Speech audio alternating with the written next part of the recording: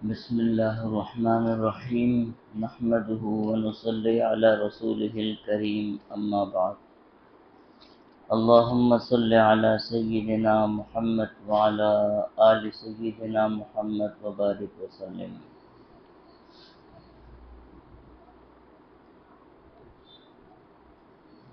کتاب ہے فوائد الصحبہ۔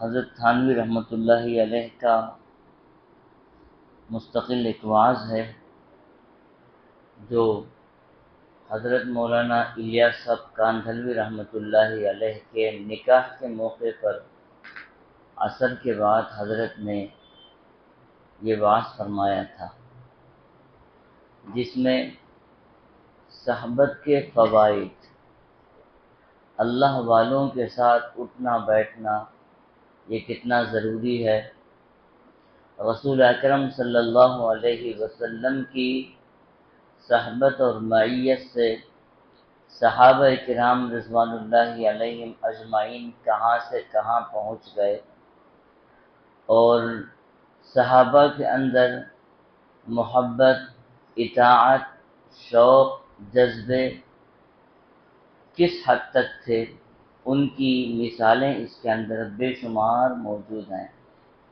تو ان میں سے ایک واقعہ حضرت نے یہ بھی فرمایا ہے کہ رسول اکرم صلی اللہ علیہ وسلم سے محبت کا اندازہ صحابہ کو کتنا تھا، اس سے کیجئے کہ ایک مرتبہ ایک صحابی نے کسی مصلحت سے پختہ مکان بنا لیا تھا۔ وہ مصلحت ضرورت کے درجے میں نہ تھی، اگرچہ انہوں نے اپنے نزدیک کسی درجے میں ضروری ہی سمجھا ہوگا۔ اتفاق سے ایک دن رسول اکرم صلی اللہ علیہ وسلم کا اس طرف سے گزر ہوا۔ آپ نے اس مکان کو دیکھ کر پوچھا کہ یہ مکان کس کا ہے؟ صحابہ نے عرض کیا فلاں آدمی کا، فلاں صحابی کا مکان ہے۔ آپ نے اس وقت کچھ نہیں فرمایا، واپس تشریف لائے۔ بعد میں جب مکان والے صحابی رسول اکرم صلی اللہ علیہ وسلم کی خدمت میں حاضر ہوئے تو انہوں نے حسب معمول سلام عرض کیا، مگر آپ نے ان کی طرف سے منہ پھیر لیا۔ وہ دوسری طرف سے آئے، آپ صلی اللہ علیہ وسلم نے ادھر سے بھی منہ پھیر لیا۔ اب تو ان کو بہت فکر ہوئی۔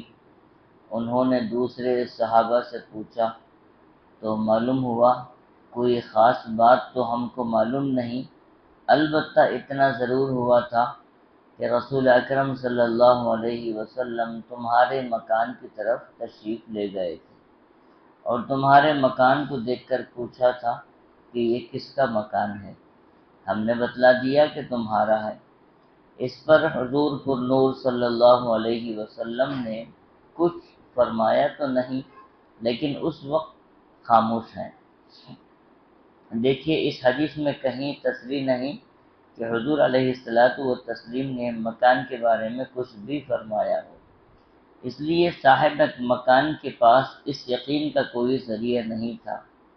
آپ صلی اللہ علیہ وسلم کی ناراضگی کی وجہ یہ مکان ہی ہے۔ آج کی عقل کا تو یہ فتویٰ ہوتا ہے کہ ان صحابی کو پوچھ لینا چاہیے تھا کہ آپ ناراض ہیں تو کیا وجہ ہے، اگر یہی وجہ ہوئی تو خیر، اس کو گرا دیتے ہیں، بلکہ اس پر بھی اکتفا نہ کرنا چاہیے تھا۔ حضور علیہ السلام سے پوچھ لینا چاہیے تھا کہ اس میں خرابی کیا ہے، اس میں ہمارے نزدیک بہت سی مصلحتیں ملحوظ تھیں۔ تو صحابہ کرام ایسا کر سکتے تھے کہ حضور علیہ السلام سے اس حکم کے اسرار کیا ہیں وہ دریافت کرتے۔ حضور علیہ السلام کو بہت سے اسرار کی خبر ہوا کرتی تھی، اور اگر کسی مصلحت کی اطلاع پہلے سے نہ بھی ہوتی تب بھی چونکہ آپ صلی اللہ علیہ وسلم صاحب وحی تھے، اس لیے کسی کے پوچھنے پر خدا تعالیٰ سے پوچھ کر بتلا سکتے تھے۔ لیکن ان صحابی نے ان سب باتوں کو نظر انداز کر دیا، ناراضگی کی وجہ معلوم کرنے کی بھی ضرورت محسوس نہیں کی، بلکہ جس چیز کے سبب ناراضگی ہونے کا ذرا سا بھی شک ہوا اس کو خاک میں ملا دیا، یعنی اسی وقت جا کر مکان کو زمین کے برابر کر دیا۔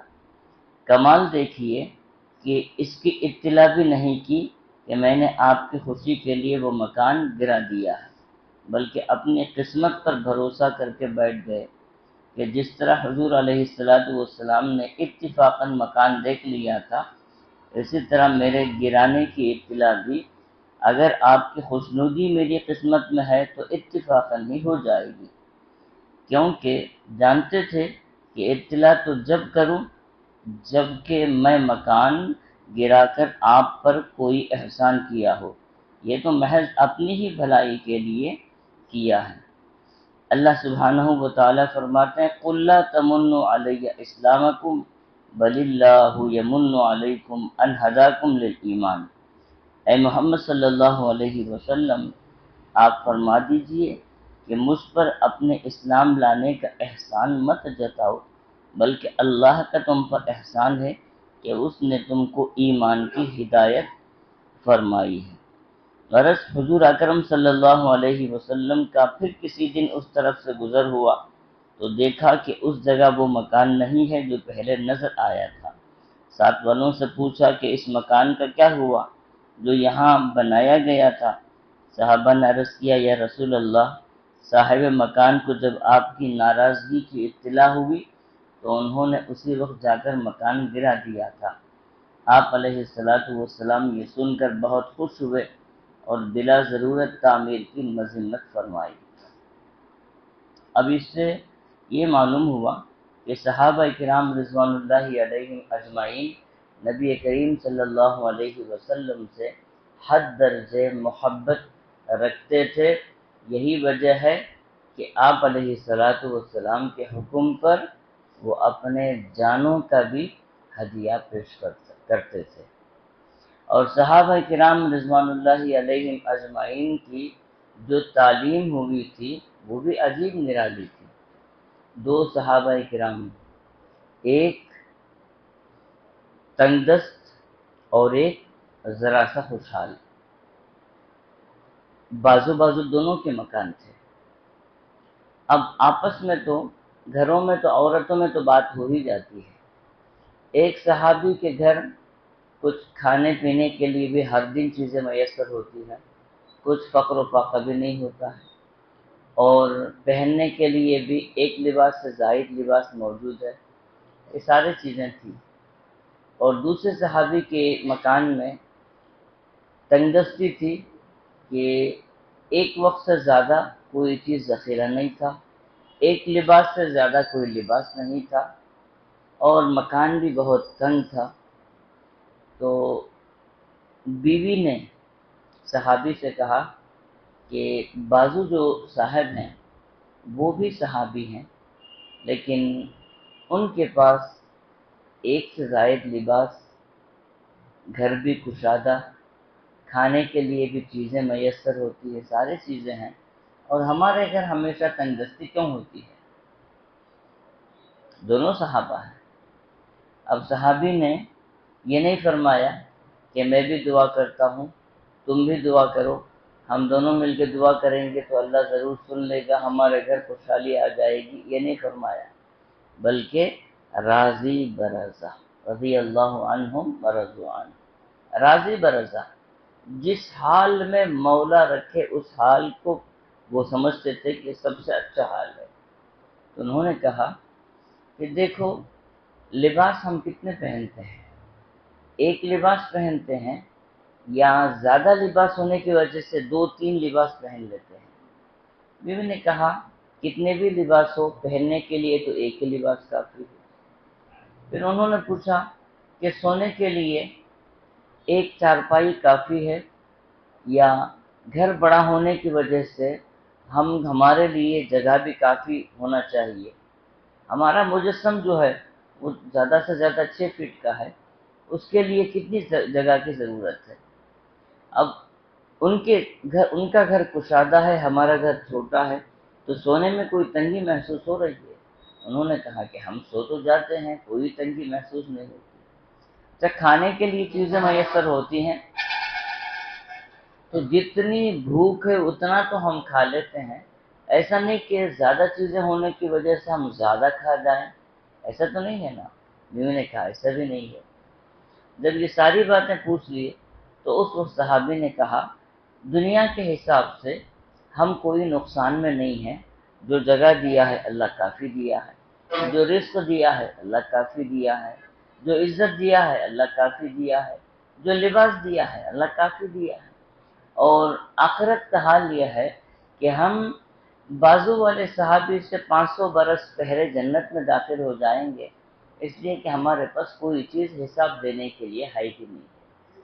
اور وہ صحابی جن کے پاس ایک سے زائد چیزیں ہیں، رسول اکرم صلی اللہ علیہ وسلم نے فرمایا کہ ان ساری چیزوں کے حساب دے کر آنے میں جو مالدار ہوگا وہ 500 برس پیچھے جنت میں داخل ہوگا۔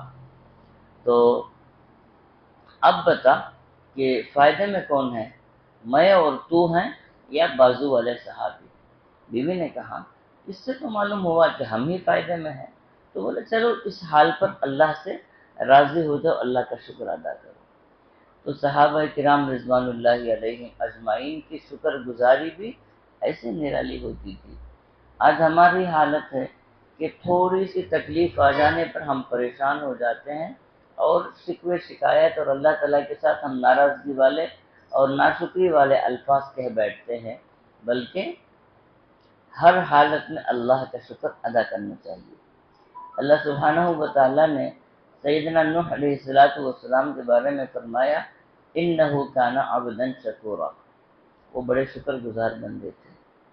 اور تاریخ سے پتہ چلتا ہے کہ سب سے کم ایمان لانے والی بہت مختصر امت، لیکن دعوت کے حساب سے سب سے زیادہ وقت سیدنا نوح کا لگا ہے۔ اور چاہتے تو وہ اللہ سے شکایت کر سکتے تھے نا کہ اللہ میں اتنا سب کام کیا ہوں، اگر تو چاہتا تو سب کے دل میں ہدایت ڈال سکتا تھا، میں کیا کر سکتا ہوں۔ آخر انہوں نے عبداً شکورا کیوں کہا ہے؟ اس لیے کہ راضی برضا والی کیفیت، تکلیف بھی پہنچتی تو اس وقت بھی وہ کہتے کہ اللہ تیرا شکر ہے کہ جو بھی معاملہ ہے اسی سے نمٹ گیا ہے، اس سے زیادہ اگر تکلیف آ جاتی تو ہم کیا کر سکتے تھے۔ جیسے اگر درد سر آ گیا، ایک اللہ والے جو ہے بخار چڑھا ہوا تھا، تکلیف تھی، اب کوئی مزاج پوچھنے کے لیے گیا کہ کیا حال ہے، تو بولے الحمدللہ اللہ کا شکر ہے۔ بولے کہ آپ اللہ کا شکر اور الحمدللہ کہتے ہیں جبکہ بیماری کی وجہ سے آپ پھٹک رہے ہیں، درد سر بھی ہے، بخار بھی چڑھا ہوا ہے۔ تو اس وقت انہوں نے جو جملہ کہا وہ عجیب سا جملہ تھا، انہوں نے فرمایا بے مصیبت گرفتارم نہ کہ بے معصیت۔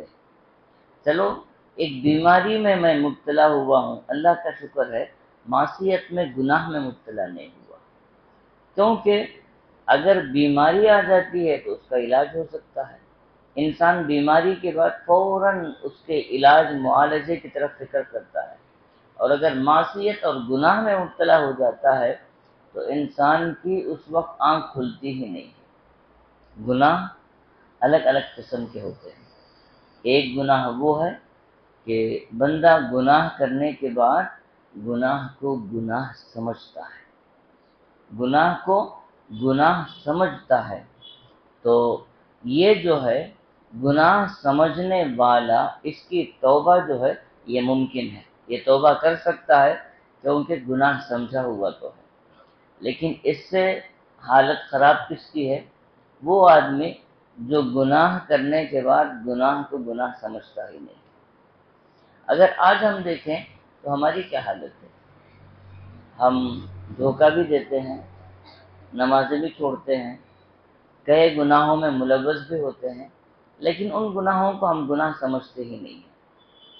تو یہ حالت جو ہے بدترین حالت ہے، اچھی حالت نہیں ہے۔ اور گناہ جب ہم سمجھتے ہی نہیں ہیں تو توبہ کب کریں گے؟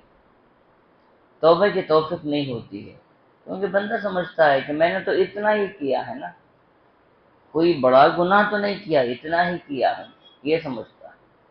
اور سب سے بدترین حالت بلکہ بغاوت والی حالت وہ ہے کہ ہم گناہ کرنے کے بعد گناہ کو کمال سمجھتے ہیں، گناہ کو کمال سمجھتے ہیں۔ جیسے کوئی آدمی ہے، اس کو نشانہ بنا کر اس کی بے عزتی ہم کرتے ہیں، اور بے عزتی کر کے اپنا ٹائم پاس کرتے ہیں، اس بیچارے کا دل چھیلا جاتا ہے اور ہم خوش بیٹھے رہتے ہیں کہ ہم نے بہت بڑا کمال کیا ہے۔ تو یہ جو ہے بغاوت ہے۔ ایسی حالت میں اللہ سبحانہ و تعالیٰ فرماتے ہیں ختم اللہ علی قلوبہم وعلی سمعہم وعلی ابصارہم غشاوہ۔ ایسی جب حالت آ جاتی ہے تو اللہ ان کے دلوں پر مہر لگا دیتے ہیں، پھر وہ توبہ کرنے کی سوچیں بھی توبہ نہیں کر سکتے ہیں۔ یہی تو ہے کہ کفار جو ہے بعض وہ تھے جنہوں نے کہا تھا کہ ہم اللہ کے ساتھ مزاح کر رہے ہیں اور نبی کے ساتھ ہم ٹھٹا کر رہے ہیں۔ اللہ تعالیٰ نے فرمایا اللہ یستہزئ بہم ویمدہم فی طغیانہم یعمہون۔ یہی وجہ ہے کہ صحابہ کرام حالت کفر میں کہاں سے کہاں پہنچے، لیکن انہیں توبے کی توفیق ملی، اسلام سے وہ بہرور ہو گئے۔ لیکن وہ کفار جن کے سامنے نبی کریم صلی اللہ علیہ وسلم کی ساری زندگی تھی اور آپ کو سچا مانتے تھے، آپ کو امین مانتے تھے، اور ان کا یقین تھا کہ اگر آپ کے زبان سے کوئی بات نکل جائے تو وہ ضرور ہو کر ہی رہے گی، یہ ساری